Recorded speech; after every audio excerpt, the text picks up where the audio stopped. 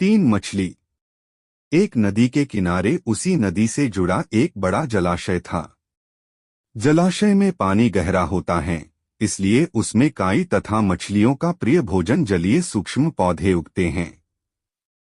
ऐसे स्थान मछलियों को बहुत रास आते हैं। उस जलाशय में भी नदी से बहुत सी मछलियां आकर रहती थी। अंडे देने के लिए तो सभी मछलियां उस जलाशय में आती थी।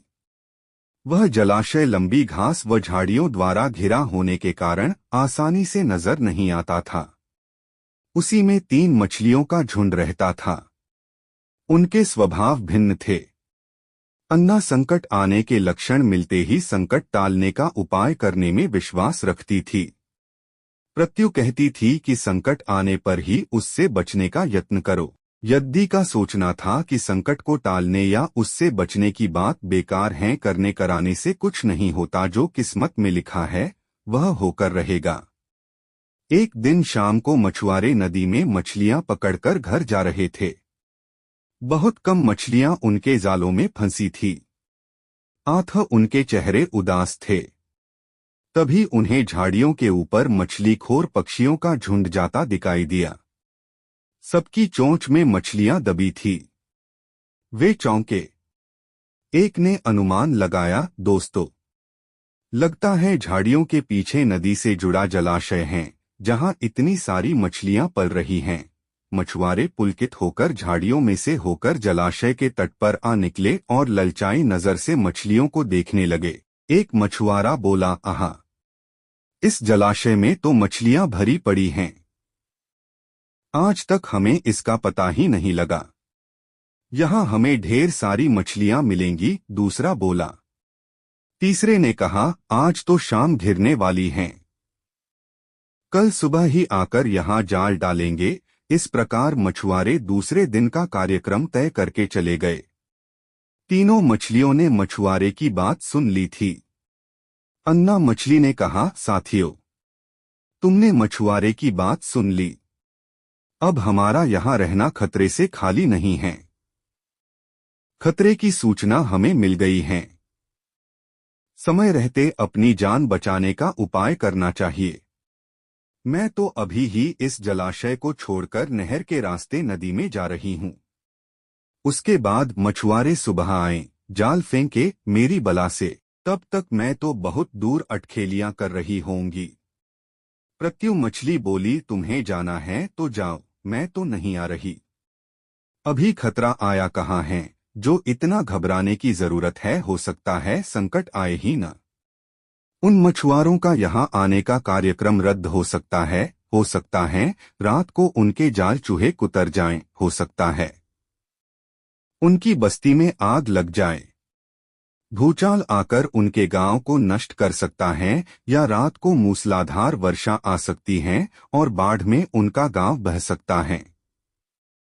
इसलिए उनका आना निश्चित नहीं है।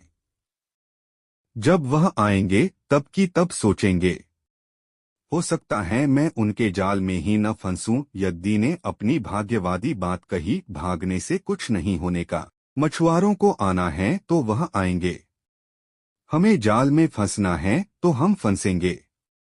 किस्मत में मरना ही लिखा है तो क्या किया जा सकता है। इस प्रकार अन्ना तो उसी समय वहां से चली गई। प्रत्यु और यद्दी जलाशय में ही रही। भोर हुई तो मछुआरे अपने जाल को लेकर आए और लगे जलाशय में जाल फेंकने और मछलियां पकड़ने। प्रत्यु ने संकट को आए देखा तो लगी जान बचाने के उपाय सोचने। उसका दिमाग तेजी से काम करने लगा। आसपास छिपने के लिए कोई खोखली जगह भी नहीं थी। तभी उसे याद आया कि उस जलाशय में काफी दिनों से एक मरे हुए ऊदबिलाव की लाश तैरती रही है।